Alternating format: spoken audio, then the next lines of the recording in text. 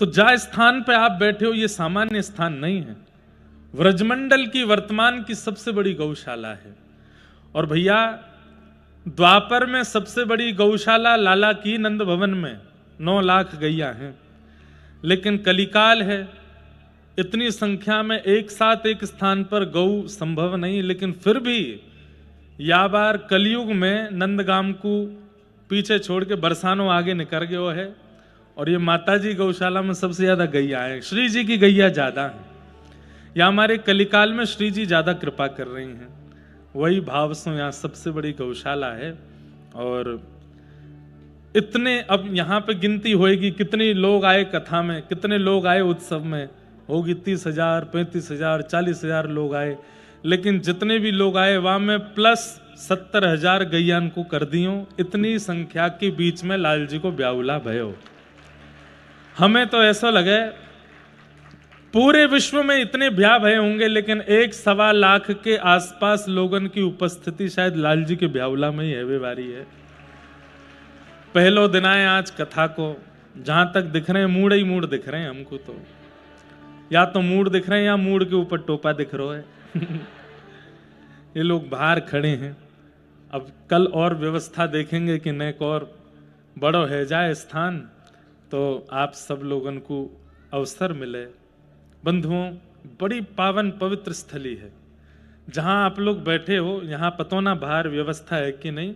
अगर आप यहाँ से देखेंगे तो आपको श्री जी महल और श्रीमान मंदिर और मध्य में जो राजा को महल है, वो तीनों के दर्शन यहाँ से आपको, ब्रह्माचल पर्वत को पूरा दर्शन यहाँ से होवे। ऐसा ये पावन स्थान है। ये सब चारों तरफ व्रज, और ये जहां हम बैठे हैं यहाँ से अगर आप 10 15 20 कदम नेक और आगे की ओर चले जाओ तो राजस्थान की सीमा है। 200 मीटर पर राजस्थान प्रारंभ, काम बंद शुरू है जाएगा। तो बिल्कुल राजस्थान उत्तर प्रदेश के बॉर्डर पे या गौशाला में हम लोग बैठे हैं। बड़ो सुख मिल रहा है हृदय को आप सबन को देख के। कोई की नजर नहीं लगे, आप सब ऐसे ही राजी रहो, खूब प्रसन्न रहो। और भैया एक बात आपसे निवेदन करूं, हमारे लाला को ब्याहुला है तो एक प्रकार से हमारी बड़ी भूमिका रहेगी यहाँ ते वहां आवे जावे में। तो आप सब लोग वही भाव से ही रही हो कि आप सब भी ठाकुर जी के ही परिकर हो। कहीं मैं सामान्य रूप से निकल आऊं तो मुंह को पकड़ के बगलबंदी खींचवे की कोशिश मत करियो, प्रेम से रही हो। क्योंकि 2-3 बार बच गए हो मैं अभी सुबह थे, तो मुंह को यूं लग रही है कि ये एकमात्र ही तो उत्सव है जहां में हम 24 घंटा लगाए दें, अपने 4-5 दिन झोंक दें ठाकुर जी के उत्सव में।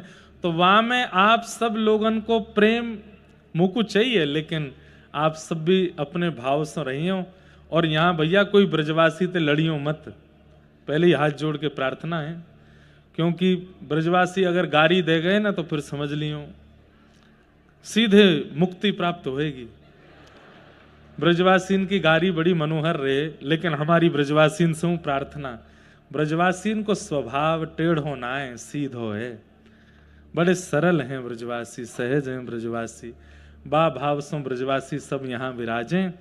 आप सब लोग भी खूब प्रेम से, जो लोग व्यवस्था में आ गए हैं अच्छी बात है, जिनको व्यवस्था नहीं मिली है तो प्रयास करेंगे कि यही पंडाल में ही आपको कंबल गद्दान की व्यवस्था कर दें, यहीं सो जाइए। जहाँ जगह मिले वहीं स्नान कर लियो। प्रसाद की तो व्यवस्था कर ही रखी है। और जो धनी मानी जन हैं, जिनके पास ठाकुर जी ने खूब सेवा की व्यवस्था कर रखी है, वे लोग भी कछु न कछु व्यवस्था करवाते रहियो। इतनी संख्या में सबन की व्यवस्था जैसे बने, लाल जी को उत्सव न भूतो न भविष्यति होना चाहिए। ऐसा आनंद होए कि महाराज ऐसो कहमे कि मृत्यु काल आवे से पहले अपने जीवन की सबसे सुंदर जो स्थिति होवे वो याद आवे। हम तो चाहे ये उत्सव ऐसो बन जाए कि जब हम आप सबको मृत्यु काल आवे तो और कछु नहीं, केवल ये दृश्य ही दिखतो रहे और मन में केवल यही भाव चलतो रहे। संकट हरेंगी करेंगी भली वृषभानु की लली, संकट हरेगी करेगी भली वृषभानु की लली। बस ऐसो ये उत्सव है जाए कि हमारे अंतिम क्षण में, अंतिम काल में, अंतिम स्मृति में और कछु याद ही नहीं आवे, केवल यह उत्सव की स्मृति हमारे चित्त में दौड़ती रहे। सब संत जन पधारे। हमारे किशोरी जी की ननिहाल से बाबा भी पधारे हैं। वाह भाव से यूं कह दें कि हमारी किशोरी जी के भैया आए हैं, हम सबके मामा जी आए हैं, हमारे बाबू बाबा महाराज भी पधारे हैं, सब संत जन पधार रहे हैं। हमारे श्री जी के अंग सेवी परम पूजनीय श्री गणेश गोस्वामी जी, मधुर गोस्वामी भी आए हैं। और भैया कोई ब्रजवासी को नाम भूल जाए तो मारियो मत मुंह को। जिनके नाम पता होंगे उनके ले लूंगो, जिनके नहीं पता ब्रजवासी कह दें तो यूं समझियो हमें ही कह रहो लाला। आप सब खूब स्नेह प्रदान करियो, खूब भाव दीजियो, हमारे लाला को ब्याहुला है। अब मैं अपने हृदय के उद्गार कैसे आपके मध्य कहूं, बस परम आनंद में हूं, परम सुख में हूं। भैया संसारी ब्याह देख के का होएगो, या हमारे अपने ब्याह में मैंने ज्यादा कोई को बुलाया हो नहीं, यहां सबन को बुलाया हो, यहीं आ जाओ। माहू आए सब संत जन पधारे, वैष्णव जन पधारे। पर वो संसारी ब्याह वहां में तो परशुराम जी आमे ही आमे, मेरे ब्याह में आ गए। बहुत दिनांत तक आए रहे, लेकिन ये लाल जी को ब्याह है। मोकू सच बता रहा हूं हृदय से, मोकू अपने ब्याह की प्रतीक्षा ही नहीं, यही ब्याह की प्रतीक्षा ही कि लाला कब ब्याह करेगो, लाल जी को कब ब्याह होएगो। बस ये उत्सव मंगलमय हो, ये आनंद में हो, ऐसी हमारी भावना है, ऐसी हमारी अभ्यर्चना है। अगर कोई अव्यवस्था लगे भी ना कहीं तो बुरा मत मानियो। वैसे तो ब्याह बुरे मानवे वाले ही हूं मैं, एक पक्ष बुरा ही मानतो रहे, लेकिन भैया श्री जी और लाल जी के ब्याह में बुरा मत मानियो। पूड़ी रोटी ने ठंडी मिल जाए तो बुरा मत मानियो, सब्जी खत्म हो जाए तो रायते ते ही पालियो, और रायतो खत्म हो जाए तो कच्ची पूड़ी ही पालियो, लेकिन बुरा मत मानियो। व्यवस्था अच्छी मिले तो अच्छी बात, नहीं मिले तो वाको भी बुरा मत मानियो। रिक्शा मिल जाए यहां तक आवे के काजे व्यवस्था मिल, मैं तो सच में हैरान हूं। मुंह को तो कल मैंने, जब आपको सच बताऊं, पिछले साल भर में मैं यहां आ ही नहीं पायो। कल आयो मैं बड़ोदरा कथा पूरी करके, तब व्यवस्था देखवे आयो। तो जब मैं अंदर आयो मैंने कि भैया यहां कैसे आमेंगे लोग इतनी दूर पैदल चल के जंगल में। बोले महाराज जी देखो कैसे होगी, लेकिन आज आपने आए करके और इतनी संख्या में उपस्थित है कि मेरो एक मन को भाव तो पूर्ण कर दियो। तो जो भी आवे जावे में भी आप सबन को नेक हेरो है। हम तो यूं कह देंगे व्यास मंच थे कि जितने जहां रुके हो वहां आवे में जो भी आपको श्रम हेरो, गिरिराज जी की परिक्रमा को फल मिलेगा। दिन में 4 बार आवा जावे करियो, 4 बार आ जाए करियो, 4 परिक्रमा यहीं बैठे बैठे लग जाएंगे। किशोरी जी को धाम है, हमारी लाडली जी को धाम है। जाके अधीन सदा ही सांवरो, जाके अधीन सदा ही सांवरो, या ब्रज को सिरताज, या ब्रज को सिरताज, हमारे माई श्यामा जू को राज, हमारे माई श्यामा जू को राज। हमारी किशोरी जी बड़े भाव से विराजेंगे आज कथा में। अब मैं कथा क्रम में चलूं क्योंकि अभी उत्सव भी होना है, वैसे ही बहुत विलंब है गयो। या समय तो कथा विश्राम करनी, अब प्रारंभ हो रही है, 4 बज गए, लेकिन जैसी भावना बनेगी सब कहूंगो। आज कथा में बंधुओं अष्ट सखीन को प्रादुर्भाव होएगा, और अष्ट सखीन के बाद प्यारे गिरधर लाल जी आज श्री जी स्वरूप में अष्टदल कमल के ऊपर प्रकट होएंगी। तो मतलब आज बहू रानी बहू जी को प्रादुर्भाव होएगा, कल सगाई होएगी। तो अब 4 दिना में हमको पूरी भूमिका आपको बतानी भी है, अपनों आपको भी अनुभव करना है। तो आज किशोरी जी को प्रादुर्भाव और अष्ट सखीन को प्रादुर्भाव बाकी सूक्ष्म कथा में सुनाऊंगा। फिर मैं तो नीचे विराज जाऊंगा, फिर यहाँ उत्सव चलते रहेंगे, हम आप सब को दर्शन करेंगे। फिर किशोरी जी के प्रादुर्भाव पे देवी देवता बंधक मादिगण सब पधारे, और वाके बाद यहाँ ढाणी और ढाणिन आए, श्री जी सो मांगवे, यहाँ वृषभानु जी सो मांगवे, बा भाव से ढाणिन लीला होएगी, वो भी सब देख के जाइयो। और बिना एक तो बात आपको माननी पड़ेगी, एक बार पंडाल में प्रवेश कर गए तो उत्सव पूरा किए बिना कोई को जानो नहीं है, यहाँ से उत्सव पूरा ही करके जानो है। अगर बिना उत्सव पूरे किए गए तो आंख में दर्द होएगा, हाँ, फिर आंख कहेंगी अरे हमें दिखा के क्यों ना लाए, उत्सव ब्याहुला इतना सुंदर।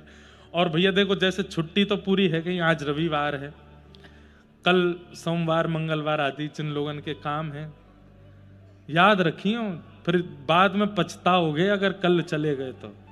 रुक जाइयो, वहां पे कह दो फ्रैक्चर है पाम में 5 दिनों को बेड रेस्ट है हमारो, यहाँ विराजो, लाल जी को उत्सव पूर्ण मंगल भाव से देख करके जाओ, सब या को सुख लेकर के जाओ।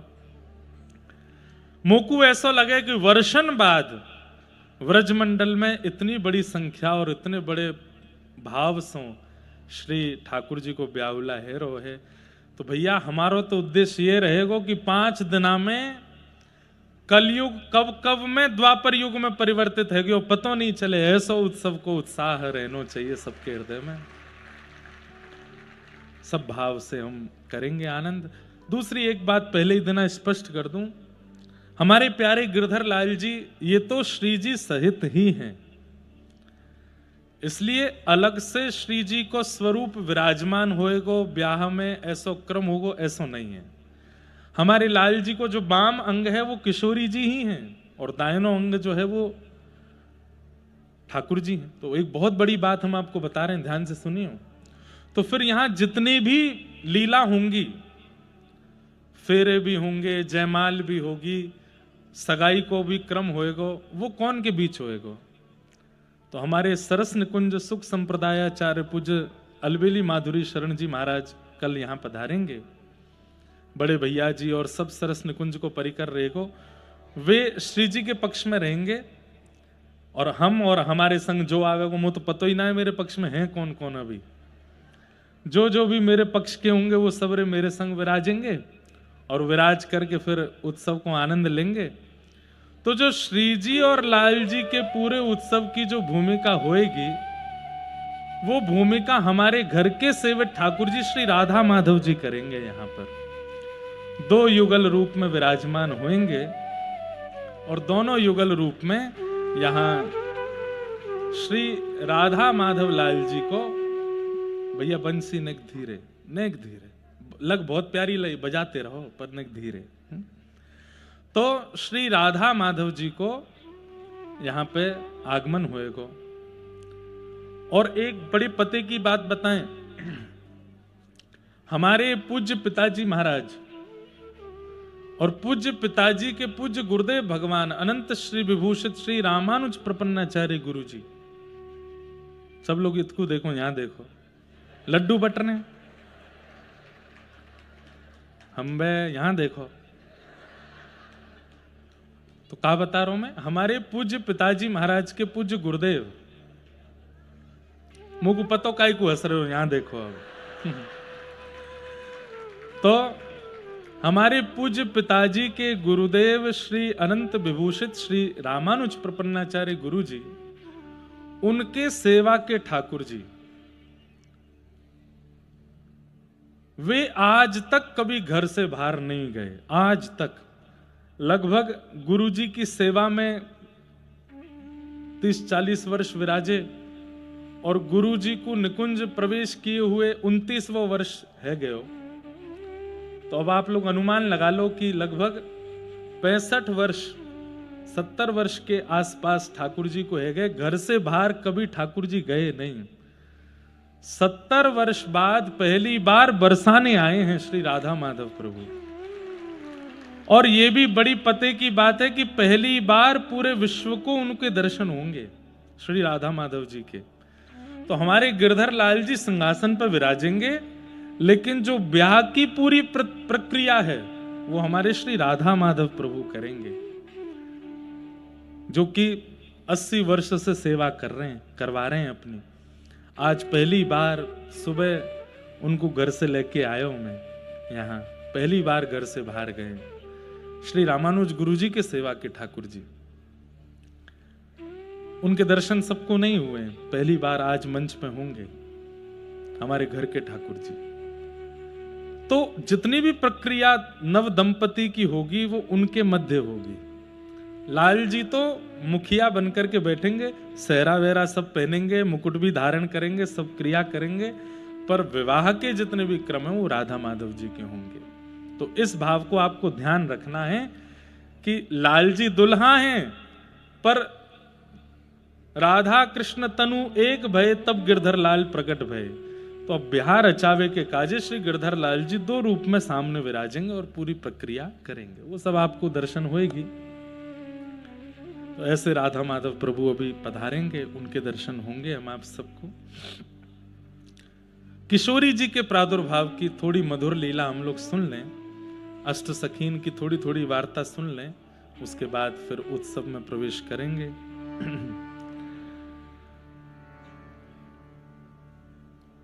ठाकुर जी के 3 प्रधान शक्ति हैं, स्वरूप शक्ति, तटस्था शक्ति और माया शक्ति। ये 3 शक्ति हैं। बहुत ध्यान से सुनिएगा सब लोग, एक टक होकर के बैठो। 3 शक्ति हैं, स्वरूप शक्ति, तटस्था शक्ति और माया शक्ति। ठाकुर जी की माया शक्ति कौन सी, जिसमें मैं और आप हम सब लोग डूबे हुए हैं, वो ठाकुर जी की माया शक्ति है। कभी किसी व्यंजन का आकर्षण, कभी किसी वस्त्र का आकर्षण, कभी किसी व्यक्ति का आकर्षण, कभी किसी स्थान का आकर्षण। ये आकर्षण जो हमारे चित्त में आकर के हमको अपनी ओर खींचता है, ये ठाकुर जी की माया शक्ति है। वो भी ठाकुर जी की ही शक्ति है, माया शक्ति, जिसे हम मोह भी कहते हैं। ठाकुर जी की दूसरी शक्ति है जिसको तटस्था शक्ति कहते हैं। तटस्था शक्ति का मतलब क्या है? भगवान ने मुझे सामर्थ्य दी है, अब उस सामर्थ्य का मैं दुरुपयोग करूं कि सदुपयोग करूं, यह मेरे ऊपर निर्भर करता है। बहुत ध्यान से सुनने वाली बात है। जैसे आपने मेरे सामने बहु व्यंजन रख दिए और मेरे सामने दाल रोटी चावल रख दिए। अब आपने कही महाराज जी जो आप पानो चाहो पाओ। अगर मेरी जीभ पे मुंह को कंट्रोल होएगा तो मैं सामान्य दाल चावल खा के पेटी तो भर लूंगा, लेकिन अगर मेरी जिह्वा में आकर्षण होएगा तो मैं बहु व्यंजन की ओर भागूंगा। ये ठाकुर जी की तटस्था शक्ति है कि वो शक्ति आपको प्रदान करते हैं भोग भोगने की। अब आप उससे भोग भोगो कि भोगों का त्याग करो, ये आपके ऊपर निर्भर करता है। थोड़ी क्लिष्ट है सके भाषा, लेकिन ध्यान से सुनियो। जैसे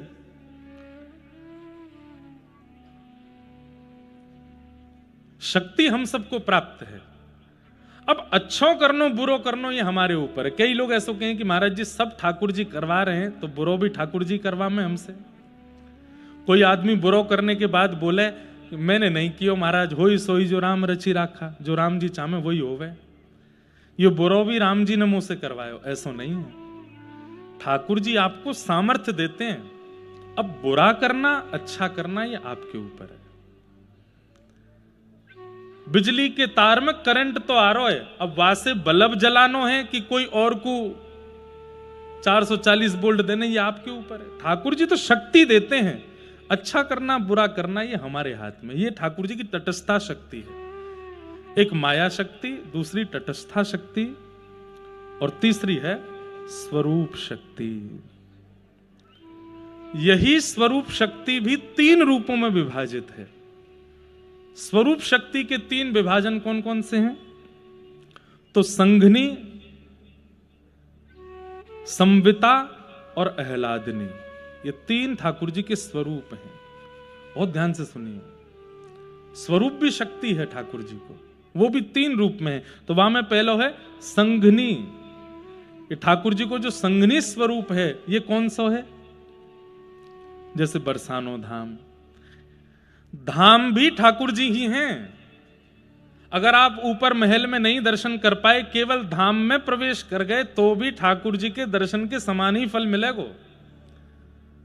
तो धाम भी ठाकुर जी का स्वरूप है। बरसाना धाम, गोवर्धन धाम, नंदगाम, वृंदावन धाम, गोकुल धाम, इन सब धामन में जो हम विचरण करें, ये भी ठाकुर जी को स्वरूप ही है। कौन सा स्वरूप है? संगनी स्वरूप है ठाकुर जी को। कई ऐसे महापुरुष हुए, श्री वंशी अली जी को चरित्र सबने सुनो होगा, मैंने कहो भी ये कथा में। वंशी अली जी तो कितने वर्षन तक श्री किशोरी जी के महल के नीचे ही बैठे रहे, कूड़े के ढेर में ही बैठे रहे, कितने वर्षन तक ऊपर नहीं गए। और 12-13 वर्ष बाद जब किशोरी जी ने ऊपर से टेर लगाई, अरे वंशी मैं तेरी प्रतीक्षा कर रही हूं, जल्दी आ, तब 12 वर्ष बाद ऊपर गए। भक्तिमती मीराबाई अपने जीवन के कितने लंबे काल तक वृंदावन नहीं आई, पर वृंदावन को बचती रही। तो संगनी स्वरूप जो है ठाकुर जी का, वो धाम का चिंतन और धाम का दर्शन, ये ठाकुर जी का स्वरूप है, संगनी स्वरूप। ठाकुर जी का दूसरा स्वरूप है संवित स्वरूप। संवित स्वरूप कौन सा है? अब हम कथा में आपको सुना रहे हैं, कथा में आपको ठाकुर जी के रूप का वर्णन कर रहे हैं। सहज स्वभाव पढ़ो नवल किशोरी जू को, मृदुता दयालुता कृपालुता की राशि। न कहूँ न रिस कभी भूले हूँ न होत सखी, रहत प्रसन्न सदा ये मुख हासी। अब जैसे ये पद हित ध्रुवदास जी गा रहे हैं, तो पद सुनते ही आपके चित्त में एक स्वरूप प्रकट हो रहा है, सहज स्वभाव है, नवल किशोरी। नवल किसको कहते हैं? जो सदा छोटी ही रहती हैं, कभी बड़ी नहीं होती, छोटी सी रहती है हमारी किशोरी जी, नवल किशोरी। मृदुता, दयालुता, कृपालुता, मतलब ना तो धाम सामने है और ना ठाकुर जी का स्वरूप सामने है, फिर भी किसी के प्रवचन सुन के, कथा सुन के, भाव सुन करके ठाकुर जी का अनुभव हो जाए। ये कौन सा स्वरूप है? संवित स्वरूप। और तीसरा स्वरूप है ठाकुर जी का आह्लादनी स्वरूप। आह्लादनी स्वरूप। अच्छा एक बात, संवित स्वरूप और संगनी स्वरूप, इन दोनों में प्रवेश मेरा और आपका है, पर आह्लादनी स्वरूप का दर्शन में प्रवेश हमारा नहीं है। इसलिए वृंदावन में घूंघट करके बैठी हैं किशोरी जी। वहां घूंघट करवे के मैंने अनेक उदाहरण दिए कथा में, पर एक उदाहरण यह भी है कि वो घूंघट ठाकुर जी ने करवा रखो है। ये किशोरी जी, ये अधिकार सबको नहीं, ये अधिकार तो केवल मेरो है। आह्लादनी स्वरूप। अभी आह्लादनी स्वरूप कहा है, बड़ी सुंदर परिभाषा है। मोकू अति आनंद भयो, तो मैंने कहा कियो, नाच लियो, जोर जोर से नाच लियो, कूद लियो। आपको अति आनंद भयो, तो आपने कहा कियो, एक कोने में बैठ के रो लिए। आनंद में कोई रोवे, कोई नाचे, कोई हंसे, कोई बिलखे, सबके अपने अपने तरीका है आनंद को प्रकट करवे के। ध्यान से सुनियो, हर व्यक्ति अपना आनंद प्रकट करे। कोई आनंद प्रकट करे घूम करके, वाकू घूमबे में सुख मिले, जैसे ही आनंद आवे चलो कहीं घूमबे जा रहे हैं। कोई को आनंद आवे तो वो खावे चलो जाए, चलो मैं तो भोजन करूंगा। कोई को आनंद आवे तो वो अपना श्रृंगार करे, सज धज के तैयार होवे। कोई को आनंद आवे तो वो सो जाए। कई ऐसे भी कहा भाई, बोले बड़ो आनंद आ रहा हो, कहा करे वो सोएंगे भैया, हम तो तान दुपट्टा लाओ रजाई। कोई को आनंद आवे तो वो शयन करे, सो जाए। पर ठाकुर जी के चित्त में जब आनंद को पारावार भयो, तो ठाकुर जी बोले ये आनंद मैं कहां प्रकट करूं? सब लोग इधर देखो, इधर देखो, बात समझो, नहीं तो फिर बहुत कछु छूट जाएगा आपको। ठाकुर जी के हृदय को जब अति आनंद भयो, तब ठाकुर जी ने विचार कियो कि ये आनंद कहां प्रकट करूं। ना तो मैं गाय के प्रकट कर सकूं, क्योंकि आनंद की हिलोर इतनी ऊंची है कि गावे से वाको पारावार नहीं होएगो। ना मैं नाच के प्रकट कर सकूं, कितनों नाचूंगा मैं। अगर संपूर्ण कृष्ण लीला में भी नृत्य करते रहूंगा तो भी यह आनंद को भाव पूर्ण नहीं है पाएगा। नाच के ना है सके, गाय के ना है सके, प्रसन्न है के ना है सके, कहा करूं, कैसे या आनंद को प्रकट करूं चित्त से। जैसे ही ठाकुर जी भाव कर रहे हैं कि यह आनंद को कहां प्रकट करूं, कहां प्रकट करूं, वही समय निकुंज में विराजमान श्याम सुंदर को बाम अंग फड़कन लगो, और श्री बाम अंग से साक्षात वही ठाकुर जी के हृदय को आह्लाद, वही आनंद श्री किशोरी जी के रूप में प्रकट है गए। समझ में आई बात। मैं और आप अपना आनंद कहीं भी जाए के प्रकट कर सकें, पर ठाकुर जी नहीं कर पाए, क्योंकि वो आनंद वह स्थिति को है, कहां प्रकट करेंगे। तब ठाकुर जी के श्री अंग से किशोरी जी को ओहो, जैसे ही ठाकुर जी ने बाम पाश में देखो है, दर्शन कियो है, जिनको देख करके तीनों लोक मोहित है जाएं। जन्माद्यस्य यतोन्वयादितरतश्चार्थे स्वविज्ञ स्वराट तेने ब्रह्म हृदय आदि कवये मुह्यन्ति यत्सूरयः। बड़े बड़े देवता भी जिनके रूप को देख करके मोहित हो जाते हैं, ऐसे श्याम सुंदर जिनको देख करके मोहित भये, ऐसी किशोरी जी प्रकट भे गए। आहा,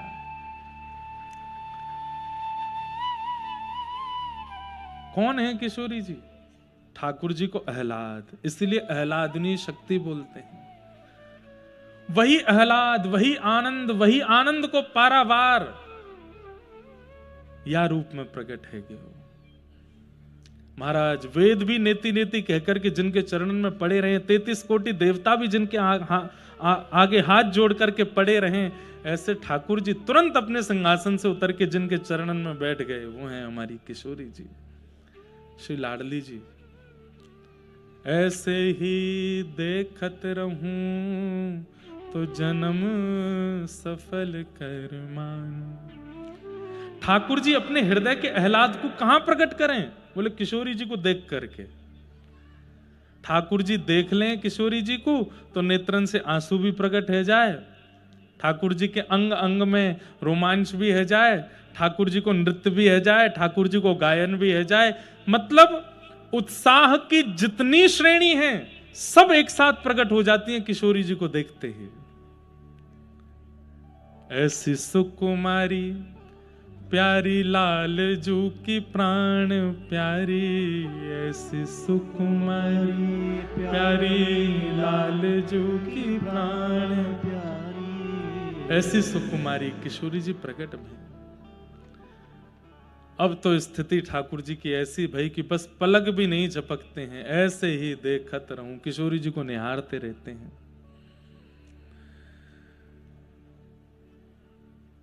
तब एक भाव ये भी है कि सामने 33 कोटि देवता खड़े हैं, वेद सब नेति नेति कहकर के पुकार रहे हैं। वही समय किशोरी जी ने कही कि भैया ब्रह्मांड के नायक आपकी आज्ञा से पूरे ब्रह्मांड चलते हैं और आप मुंह को देखने में व्यस्त हो। अरे देखो सामने महादेव खड़े हैं, ब्रह्मा जी खड़े हैं, इनकी बात तो सुनो। ठाकुर जी बोले बोल अंदो सवन को, मैं तो आपको निहारूंगा, मैं तो आपको ही देखूंगा। तब किशोरी जी ने ब्रह्मांड के सुख के कारण कि भाई ये मुंह को देखते रहेंगे तो कैसे चलेगा संसार, ये सामने देखेंगे तभी चलेगा। तब किशोरी जी ने फिर घूंघट कर लियो। जैसे किशोरी जी ने घूंघट किया, ठाकुर जी बोले ऐसे मत करो, बोले चलो सीधे बैठो, सबकी बात सुनो और जो जो विश्व की क्रिया है वो सब संपादित करो। तब ठाकुर जी उठ के बगल में बैठे, तो ब्रह्मा जी की, महादेव की, इंद्र की, चंद्र की जो भी वार्ता ये सब सुनी, सुन करके सब कियो। ठाकुर जी मन में बड़े संकोच में आ गए, मैं कहां करूं, कैसे यार रस को आस्वादन करूं मैं। तभी पृथ्वी ने प्रार्थना करी कि महाराज भार बढ़ गयो मुंह पे, आप प्रकट हो। तब ठाकुर जी ने आज्ञा करी, वसुदेव ग्रहे साक्षात भगवान पुरुष पर, हे पृथ्वी तुम चिंता मत करो, वसुदेव जी के यहां साक्षात कृष्ण रूप धारण करके मैं आऊंगा। सब देवी देवतान में भाग दौड़ लगी है, सब जाकर के ब्रजमंडल में अपने अपने रूप धारण कर रहे हैं। ब्रह्मा जी ब्रह्माचल पर्वत बन गए जिस पे बरसाना धाम है, ये पूरा पर्वत ब्रह्मा जी का स्वरूप है। महादेव नंदाचल पर्वत बन गए जहां पे नंदगाम विराजमान है, साक्षात नारायण गोवर्धन पर्वत बन गए। सब देवता अलग अलग रूप धारण करके आए। ठाकुर जी अपनी तैयारी में हैं, तभी किशोरी जी से प्रार्थना करी, हे श्यामा जी आप भी चलो, आप भी पधारो। तब किशोरी जी ने 3 चीजन की मांग करी, गोवर्धन, यमुना और वृंदावन। ये 3 यदि जाएंगे तो मैं आऊंगी। इसका मतलब ये तीनों पृथ्वी के नहीं है, ये तीनों गोलोक धाम से आए हैं, नित्य निकुंज से पधारे हैं। तब ठाकुर जी ने गिरिराज जी, यमुना जी और वृंदावन को व्यवस्थित किया और तब हमारी किशोरी जी को आगमन भयो, निकुंज से आगमन या धाम पर। तो निकुंज में प्रकट कैसे भई हैं? ठाकुर जी के आह्लाद के भाव से, इसीलिए आह्लादनी शक्ति हैं श्री राधा रानी। अब धरा धाम पर वो कैसे प्रकट भई, ये कथा हम सुनेंगे। व्रजमंडल में भादों को महीना, अष्टमी तिथि और अर्धरात्रि में श्री यशोदा मैया के गर्भ से साक्षात नीलमणि श्री ठाकुर जी प्रकट भये। पूरे ब्रजमंडल में बधाई गवन लगी, बधाई हैन लगी। दूसरो ही दिना भयो, मतलब एक दिना के लाला भये। इतने में ही श्री वृषभानु जी कीर्ति मैया के साथ नंद भवन पहुंच गए। और नंद भवन पहुंचे हैं, सब बधाई लेकर के आए, लेकिन वृषभानु बाबा टीको लेकर के आए हैं। ऐसी कथा आवे, मैंने सुनाई भी है कई जगह कि वृषभानु जी और नंद बाबा ये दोनों जमुना जी में स्नान करते भये एक दूसरे से कहते, हे यमुना मैया आप कृपा करियो, हम दोनों को एक एक संतान दीजियो, पर एक सी संतान मत दियो। मतलब दोनों के लाला लाला ना हो या दोनों के लाली लाली ना हो, एक के लाला हो एक के लाली हो, तो हम या मित्रता को संबंध में परिवर्तित कर देंगे, दोनों को ब्याह कर देंगे। यही भाव से वृषभानु जी और नंद बाबा दोनों गोते लगा में यमुना जी में, और बस प्रतीक्षा कर रहे हैं कौन के यहां से पहली खबर आवेगी। तभी बरसाने में खबर पहुंची कि नंद भवन में लाला भयो है। और जैसे ही सुनी नंद भवन में लाला भयो, श्री वृषभानु जी तो महाराज टीको लेकर के गए हैं ठाकुर जी को। खूब सारे वस्त्र आभूषण, खूब सारे गले के हार, पामन के पाजेब, हाथन के कड़ूला, जो जो संबंध पक्के करते समय वर पक्ष के लोगों को दिया जाता, वो सब सामग्री लेकर के गए हैं। ऐसा वर्णन आवे कि बालक के जन्म हेवे पे खिलौनों लेके आवे, टोपी कुर्ता लेके आवे, लेकिन यहां तो लगुन लेकर के आ रहे हैं। एक दिना के लाला भय, अभी 100 वर भी पूरे ना भय। अटारी पर खड़े हैं नंद बाबा, और तभी देखी कि महाराज ब्रजवासीन के अथाह समूह के बीच श्री श्री वृषभानु बाबा आ रहे हैं। ऊपर से देख करके नंद बाबा बड़े आनंदित है, लेकिन तभी देखें ये इतनी सारी सामग्री कहां लेकर के आ रहे हैं। अच्छा एक भाव सुनाऊं, ये लोग जो हूं मैं ना अपने आप बात बना लें, कछु पता हो चाहे नहीं पता हो, इन पर बात बनाना बहुत बढ़िया आवे। सबन को ये तो पता ही कि भैया नंद बाबा और वृषभानु जी इन दोनों ने आपस में पहले तो बात कर रखी है कि हमारे अगर लाला लाली भय तो इनको ब्याह कर देंगे। तो जैसे ही सुनी कि महाराज नंद बाबा के लाला भयो है, सुनियो बहुत ध्यान से, तो वृषभानु बाबा तो टोपी कुर्ता ही लेके आए, वृषभानु बाबा तो खिलौना ही लेके आए, वृषभानु बाबा तो लाला के काजे जो जो सामग्री में वही लेके आए। लेकिन ब्रजवासी ने एक दूसरे की कानाफूसी करी, देख सगाई लेके आए, टीको लेके आए, लाला भयो या हमारे टीको लेके आए। तो लेके तो टोपी कुर्ता ही आए, लेके तो खिलौना ही आए, लेकिन लोगन ने गानो शुरू कर दियो, नंद मेहरगर धोंटा जायो बरसाने ते टीको आयो। जैसे ही कही टीको, तो लेके तो वो टोपी कुर्ता खिलौना ही आए, लेकिन इतने ब्रजवासी ने महाराज वेग में आकर के जब गायो तो अपने आप विधाता के मन में आई, ब्रह्मा जी के मन में आई कि इन टोपी कुर्ता खिलौना इनको टीका में ही परिवर्तित कर दो। वृषभानु जी भी हैरान रह गए, क्यों? जब सामग्री नंद भवन में जाकर के एक एक सामग्री के ऊपर ते कपड़ा हटाए तो वहां में श्रीफल अपने आप आ गए, वहां में नारियल अपने आप आए गए, गले के हार अपने आप आए गए, पामन की छोटी छोटी जूती आए गई।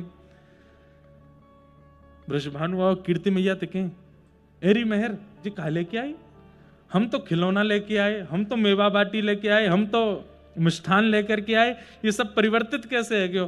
बोले अरे भैया ब्रजवासी नहीं 33 कोटि देवता भी चाह रहे हैं कि संबंध पक्को कर चलो, यही संबंध कर चलो।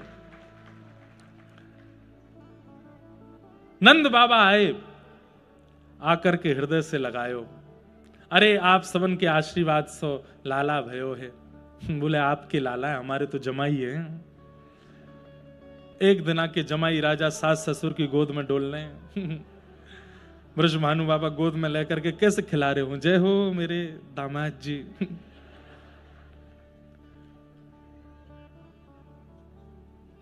अच्छा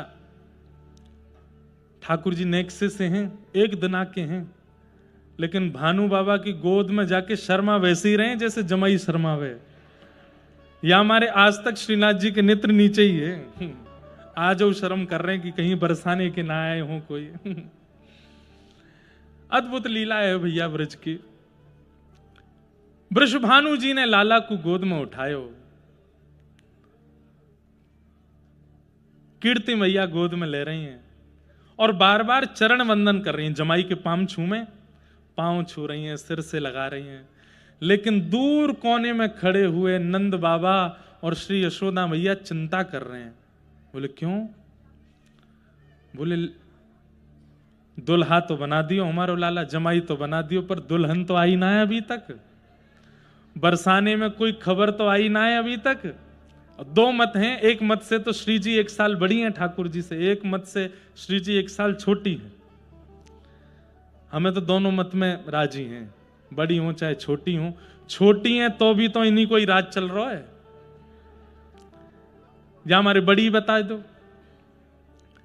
तो अभी तक लाडली जी के प्रादुर्भाव के कोई संकेत नहीं है बरसाने में। तो नंद बाबा यशोदा मैया कह रहे हैं कि ये टीको करके जा रहे हैं, लाला के गले में हार पहना के जा रहे हैं, संबंध पक्को करके जा रहे हैं, और कहीं बरसाने में लाला है गयो तो। यशोदा मैया बोली अपनी ये चिंता एक बार कह दो भानु बाबा से, क्योंकि भैया आशा ही परमम दुखम, कहीं ये इतनी आशा करके चले जाएं, सब्र संबंध करके चले जाएं, और कहीं बाद में खबर में तो कोई लाला ही आयो फिर का होएगो। तो नंद बाबा ने भानु बाबा से कही, हे भानु बाबा हमें आपको संबंध स्वीकार है, और स्वीकार कहा, हमारी तो बचपन से यही बात रही कि भैया मेरे लाला होएगो तो आपकी लाली ते ब्याह होएगो, आपको लाला भयो तो मेरी लाली तो होएगो। लेकिन ठाकुर जी की कृपा से हमारे लाला है गयो, पर अभी तक बरसाने थे तो कोई खबर ऐसी है ना है। तो आप ये संबंध पक्को करके जा रहे हैं, टीको करके जा रहे हैं। मैं तो बस या मारे कह रहा हूं कि विधाता के विधान को कोई जाने ना है, वो कहा कर दे। बोले मैं यही मारे तो टीको करके जा रहा हूं। बोले काय को? बोले मोकू पतो चली। कहा पतो चली? बोले जब ते आपके यहाँ लाला नहीं भयो, आप गौशाला में बैठ के एक ही माला जपो करते, अभी तो भयो ना है, अभी तो भयो ना है, अभी तो भयो ना है, जाने कब होएगो। आपकी माला से ही लाला भयो, अब कल ते माला फेरनी शुरू कर दो, अभी तो भई ना है, अभी तो भई ना है, बरसाने में भई ना है, जाने कब होएगी। कल ते आप ही नाम जब शुरू कर दो, और सबरे नंदगाम गोकुल के ब्रजवासी की जिम्मेवारी है, हम टीको करके जा रहे हैं तुम्हारे लाला को। अब तुम सब प्रार्थना करो, गैया ते, गिरिराज जी ते, यमुना जी ते, कि बरसाने में लाली ही होनी चाहिए, तब ही संबंध राजी होएगो, पक्को होएगो। हम तो टीको करके आपके ऊपर जिम्मेवारी डाल के जा रहे हैं। लग जाओ सबरे भजन में। महाराज वही समय नंद भवन के सब लोग और नंदगाम गोकुल के सब लोग माला लेकर के बैठ गए। वे लाला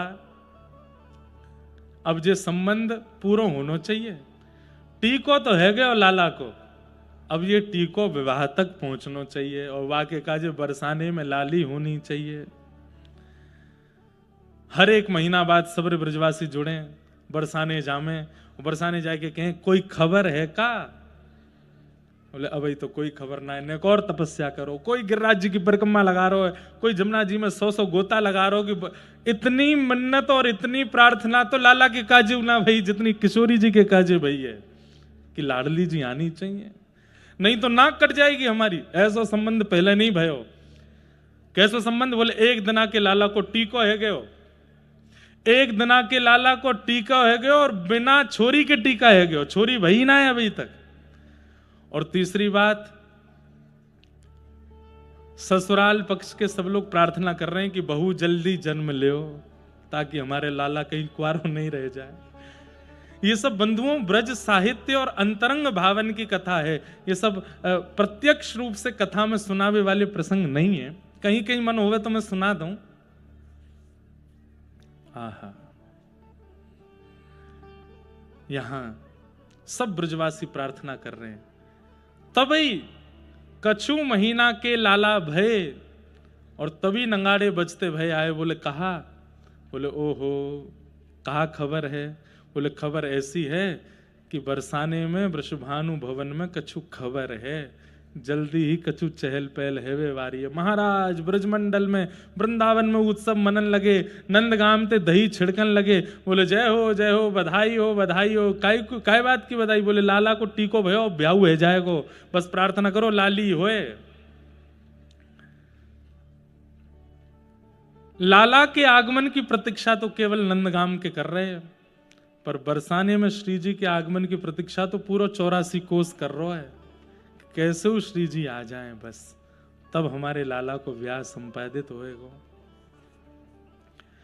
किशोरी जी निकुंज में विराजमान, निकुंज कहूं तो यो समझ जाइयो गोलोक धाम, नित्य निकुंज, नित्य निकुंज में विराजमान श्री जी कह रही हैं अरि ललिते अरि विशाखा। अच्छा, ये अष्ट सखियां जो हैं ये सब श्री जी से प्रकट भई। जैसे श्री जी ठाकुर जी के हृदय से प्रकट भई हैं, ऐसे ये अष्ट सखियां श्री जी के चित्त से प्रकट भई हैं। कैसे कैसे प्रकट भई, अब वो विस्तार है पूरा वाको। पहले निकुंज में केवल 2 हैं, प्रिया और प्रियतम। अब प्रियतम जब प्रिया जी को श्रृंगार करें और वह श्रृंगार को लेकर के जब प्रिया जी अपने आप को प्रतिबिंब में देखें, तब मन में विचार करें ओहो ये कितनो सुंदर स्वरूप सजायो मेरो श्याम सुंदर ने। तो अपने ही स्वरूप पर जब प्रिया जी मोहित भई तो वही प्रतिबिंब को स्वरूप श्री ललिता जी के रूप में प्रकट है क्यों? मतलब किशोरी जी, ठाकुर जी को प्रतिबिंब किशोरी जी हैं, किशोरी जी को प्रतिबिंब श्री ललिता जी हैं। श्री ललिता जी किशोरी जी को ही प्रतिबिंब स्वरूप हैं। अब किशोरी जी ठाकुर जी के द्वारा सजाए गए जब बेणी को देखें तो मन में विचार करें ओहो ये बेणी कितनी सुंदर सजाई है। तभी वह सेवा को करवे के लिए श्री विशाखा जी प्रकट है जाएं, इंदुलेखा जी प्रकट है जाएं। सब किशोरी जी की जो अष्ट सखियां हैं, ललिता जी, विशाखा जी, चित्रा जी, इंदुलेखा जी, रंग देवी जी, तुंग विद्या जी, चंपकलता जी, सुदेवी जी, 8 सखीन को प्रादुर्भाव है जाए। मुकु तो इनको विस्तार से बतानो सब कछु, पर मुकु बस यही है कि ढाणी लीला में बहुत समय मुकु लगानो नहीं है, पर मैं थोड़ा थोड़ा इन सबन को संकेत आप सबन को बताए दूं। सबसे पहली सखी हैं श्री ललिता जी, क्योंकि अष्ट सखीन के बिना अगर हमने श्री जी को प्रकट कर दियो तो हम लोगों से कोई ना कोई विघ्न बनो ही रहेगा। या हमारे अष्ट सखीन को बुला लें, वही किशोरी जी के साथ में आगे की लीला में रहेंगी तो अच्छा रहेगा। तो सबसे पहले श्री ललिता जी। अच्छा, आप लोग जब यहाँ पंडाल से बाहर निकलोगे तो अपने बाम बाहर निकल के बाम ओर की ओर देखोगे तो स्वर्ण की आकृति में एक ऊंचो गांव है, वहां पर स्वर्ण की आकृति में एक मंदिर दिखाई देगो, ये ललिता जी को गांव है। यहीं श्री ललिता जी प्रकट भई। आपके मैया हैं सत्यकला जी और आपके पिताजी हैं सत्यभानु। उनके यहां श्री ललिता जी को प्रकट, और एक मत से आपकी मैया को नाम शारदा और पिताजी को नाम विशोक। उनके यहां श्री ललिता जी को प्रादुर्भाव हुए। कैसे प्रकट हुई? निकुंज में दर्पण से। लेकिन अब किशोरी जी आ रही हैं तो वह समय पर पूरे बरसाने में और आसपास के गामन में अष्ट सखी प्रकट करी हैं पहले। इसलिए हम भी मंच पे किशोरी जी को बुलावे से पहले सूक्ष्म भाव से अष्ट सखीन को प्रकट कर दें। आपकी सेवा कहा है? प्रिया प्रियतम को बीड़ा पवावे की सेवा है आपकी। नित्य छोटी छोटी बीड़ी बनानो और श्री प्रिया प्रियतम को पवानो, ये सेवा श्री ललिता जी की है। बोलो श्री ललिता महारानी की जय। श्री विशाखा जी, ये दूसरी सखी, इनको गांव है पास में कमई गांव, वहां पे श्री विशाखा जी को प्रादुर्भाव भयो। आपके माता श्री गुणकला जी और आपके पिता गुणभानु। एक मत से आपकी माताजी श्री सुदक्षिणा और पिताजी पावन। आपके यहां पर श्री विशाखा जी को प्रादुर्भाव भयो। और आपकी सेवा कहा है? ठाकुर जी के सुंदर भाव में आपकी सेवा ठाकुर जी को सुंदर सुंदर राग सुनावे की और सुगंधित इत्र लगावे की है। किशोरी जी के वस्त्रन में, चरणन में, हस्त कमल में इत्र सुगंधित करवे की सेवा और पूरे निकुंज को सुगंधित करवे की सेवा श्री विशाखा जी की। अच्छा, एक बात हमारे ब्रज के रसिकाचार्य के हैं कि जो लोग अपने घर पर सेवा करते हैं, जो सेवा ठाकुर जी की करो वह सेवा से पहले सखीन को स्मरण करो। जैसे अपने ठाकुर जी को बीड़ी भोग पधराओ तो बीड़ी भोग से पहले श्री ललिता जी को प्रणाम करो, और ललिता जी को प्रणाम करके बीड़ी भोग पधराओगे तो वह बीड़ी भोग में जो दोष होगा वो दोष नष्ट हो जाएगा। ललिता जी आकर के वाकु सवार देंगे। अपने ठाकुर जी की निकुंज में वस्त्रन में जब इत्र लगाओ तो वह समय श्री विशाखा जी को स्मरण करो, हे श्री विशाखा जी या सेवा को पूर्ण करवाइयो। तो ठाकुर जी के सेवा में, इत्र सेवा में जो आप सो कष्ट बनेगा वो कष्ट नहीं होएगा, पूर्ण है जाएगा। तो कमई ग्राम में श्री विशाखा जी प्रकट भई।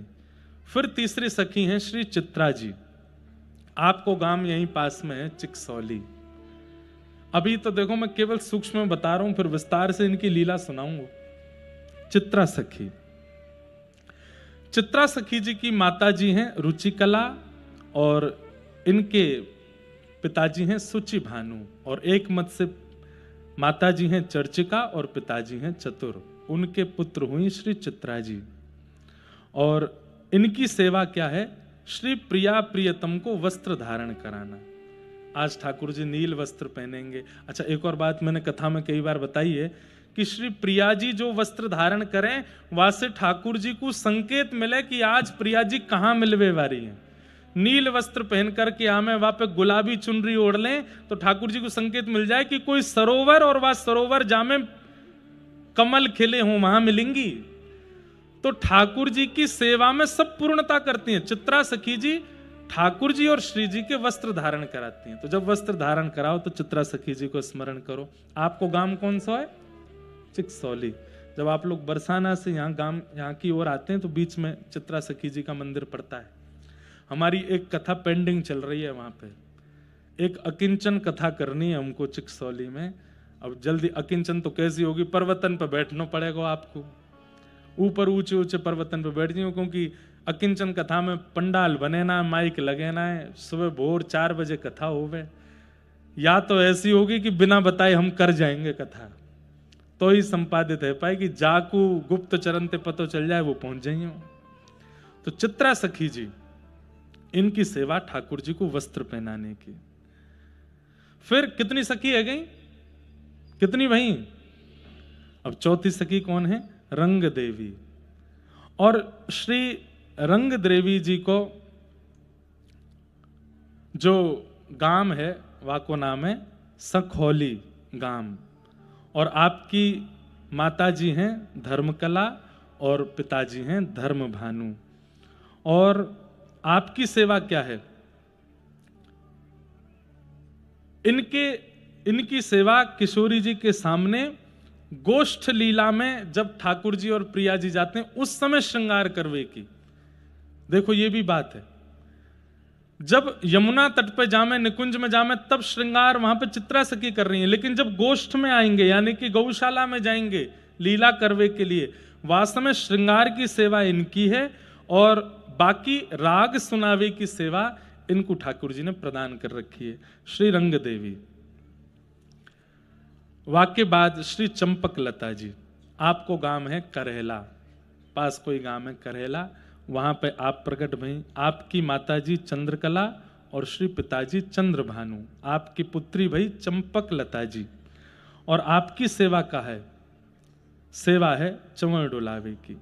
ठाकुर जी जब सेज पर विराज जाएं तो वास्तव में चंवर करवे की सेवा श्री चंपक लता जी की है। कितनी सखी है गई? 5। अब छठवीं सखी कौन है? श्री सुदेवी जी।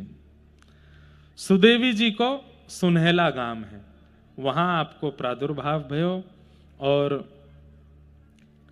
स्वर्ण जैसी इनकी कांति है और सेवा क्रम में आपको ठाकुर जी के सन्मुख जल पिलावे की सेवा है। सुगंधित जल या फिर मिश्रित जल, कभी मीठो जल, कभी कुछ भी पेय पदार्थ जो ठाकुर जी और श्री जी निकुंज में पान करें वो पवावे की आपकी सेवा है।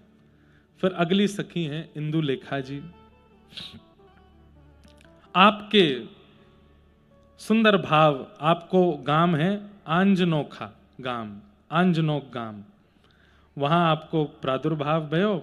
आपकी माताजी बेला और पिताजी सागर, और आपकी सेवा है नृत्य करनो और नृत्य करके श्री प्रिया प्रियतम को सुख प्रदान करनो। ऐसी श्री इंदुलेखा जी भई। फिर भई श्री तुंग विद्या जी। तुंग विद्या सखी के माताजी हैं मेघा और पिताजी को नाम है पुष्कर। एक मत से अलग अलग नाम भी इन सबन के हैं।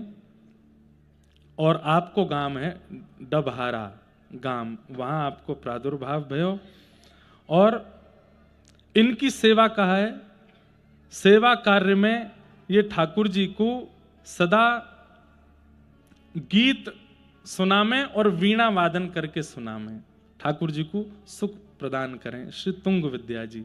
ऐसे करके अष्ट सखीन को प्रादुर्भाव निकुंज में भयो। फिर किशोरी जी ने उनको आज्ञा करके कही कि अब मैं आवे वारी हूं, आप सब जाए करके विराजमान हो जाओ। तब यहाँ के आसपास के गामन में एक एक करके अष्ट सखी प्रकट भई हैं और अष्ट सखीन के बाद ठाकुर जी की जन्माष्टमी वहां नंद भवन में पूरी भई। 1 महीना पूर्ण हेते ही यहाँ भानु भवन में श्री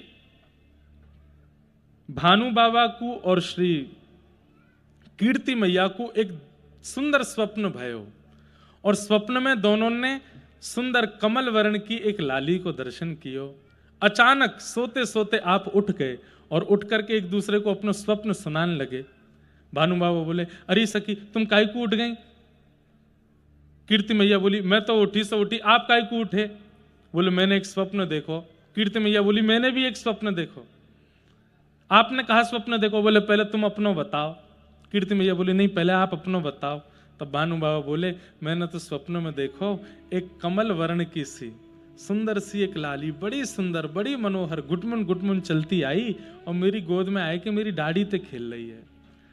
वहां को रूप इतना सुंदर, मैं एक झलक ही देख पायो रूप की और इतने में ही वो गोद ते उतर के पता ना कहाँ चली गई। पीछे पीछे दौड़ता रहो, जन कौन से कक्ष में प्रवेश कर गई, मिली नहीं तो हड़बड़ाई के मैं उठ गयो। कीर्ति मैया बोली, वही कमल कली सी लाली जो आपकी गोद में खेल रही, आपकी गोद तो उतर के मेरे कक्ष में आए कि मेरे गोद में खेलने लगी। ऐसा मोकू स्वप्न में दिखो है, वही कमल कांति की लाली मेरी गोद में खेल रही है। बस ये चर्चा कर ही रहे हैं दोनों, रात्रि को समय है और इतनी चर्चा हेते ही प्रसव पीड़ा है लगी। अभी मैं एक पद सुना नहीं रहा हूं, बहुत विस्तृत हो जाएगा। उसमें 9 महीना का पूरा वर्णन है। कीर्ति मैया को 9 महीना तक क्या क्या संकेत हो रहे हैं, क्या क्या भाव हो रहे हैं, उन सब का वर्णन उसमें किया गया है। तो उसमें वर्णन करते हैं कि जब तीसरा महीना आयो, तब तीसरे महीने में क्या हुआ अब सुनाई दूं, कौन सा कहीं भागे जा रहे हो।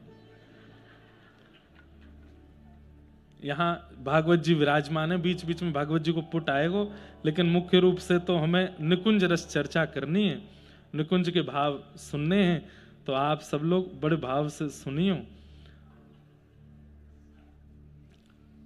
प्रथम मास जब लाग्यो ही अनुराग्यो, भाग्य बड़े जाग्यो री अमंगल भाग्यो। पहलो मास जैसे ही आयो तो क्या हुआ, अमंगल, अमंगल किसको कहते हैं, अमंगल द्योतक जो कुछ भी होता है वो सब होना बंद हो गया। ना तो स्वप्न में कुछ गलत दिखता है, ना प्रत्यक्ष में कुछ गलत होता है, जितने भी अमंगल कार्य हैं वो सब मंगल होने लगे। ये प्रथम महीने में हो रहा है। प्रथम मास जब लाग्यो अमंगल भाग्यो, द्वितीय मास जब आयो, द्वितीय मास जब आयो कही बचन सुनायो, सखी सो जनायो री। दूसरा महीना जब कीर्ति मैया को लगो है तो मैया को ने एक आभास होने लगो कि कछु बात है, तो सखीन को बुलाकर के कीर्ति मैया ने बताया है कि मुंह को कछु अनुभव है रोए, कि ऐसा लगे कि कुछ प्रसव पीड़ा जैसी हल्की हल्की कछु प्रसव के लक्षण लग रहे हैं, सखीन को बताया हो। तृतीय मास गोप रानी परम सुख सानी, कहत मृदुबानी जी लली उर आनी। तीसरे महीना में मैया को पतो चल गई कि लाली है गर्भ में। बोले कैसे पतो चली कि लाली है, सब सकीन ने पूछी, लाला भी तो है सके, आपको कैसे पतो कि लाली है। तृतीय मास जब आन्यो परम सुख सानी, कहत मृदुबानी जी क्या लली उर आनी। सब सहचरी बोली कैसे पतो कि लाली है। तब कीर्ति मैया कह रही हैं, अहो लक्षण देख अभूत परम हर्षित भई। अरे लाला यदि गर्भ में आतो तो लाला के जो जो लक्षण वस्त्र आभूषण होने चाहिए वो दिखने चाहिए, पर मुंह को तो अपने स्वप्न में और अपने आभास में लहंगा दिख रहा है, चुनरी दिखाई दिख रही है, चंद्रिका दिख रही है, कानन के सुंदर लटकवे वाले सुंदर सुंदर कुंडल दिखाई दे रहे हैं, हाथन की चूड़ीन की आवाज आ रही है, पैरन की पाजेब की आवाज आ रही है। इन सब लक्षणन से मुंह को लग रहा है कि मेरे गर्भ में लाली है। आहा, जैसे ही कही कि गर्भ में लाली है। चौथे मास मन फूल्यो, चौथो महीना लगो है और मन फूलो मतलब आनंद में है। भाग्य अनुकूलो महारस झूलो जी, महारस में आ गई हैं श्री कीर्ति मैया। सकल दुख भूलो, जितने भी दुख हैं कष्ट हैं सब चले गए चित्त से। बंधुओं, जिनके चित्त में श्री जी आमेंगी उन सबको ये अनुभव होएगा ही होएगा। या हमारे ध्यान से सुनियो, जरूरी थोड़ी है प्रसव में तो कीर्ति मैया की आ सकें, हमारे तो चित्त में आमेंगी ना। तो चित्त में आमेंगी तो हर महीना यहां से जावे के बाद आप सबके चित्त में आनी चाहिए। पहले महीना जो अनुभव हो वो लिखो है, दूसरे महीना, तीसरे महीना, चौथे महीना को कहां अनुभव है। चौथे मास मन फूल्यो भाग्य अनुकूलो, महारस झूल्यो जी सकल दुख भूल्यो, सारे दुख चले गए।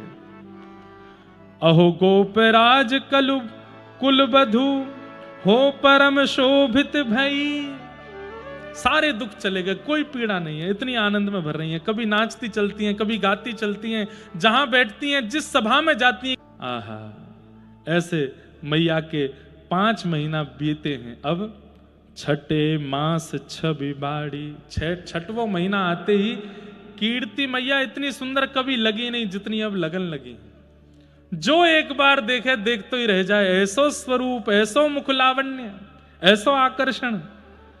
छठे मास छवि बाढ़ी, अंग अंग आढ़ी, कचु की भई गाड़ी जी। मैया के अब धीरे धीरे जो मातृ लक्षण होते हैं वो धीरे धीरे प्रकट होने लगे हैं। अहो आलस कछुक जान्यो धरत पग डगमगान्यो। अब मैया को ने आलस आने लगो, ज्यादा चल फिर ना पामे, थोड़े पैग डगमगाने लगे, बैठ गई हैं। ये भैया ये बात और कहीं नहीं सुनाई जा सके, बरसाने में ही कही जा सके, हमारे सुन लो। यहां किशोरी जी के भाव से हम सबके चित्त में ही प्रकट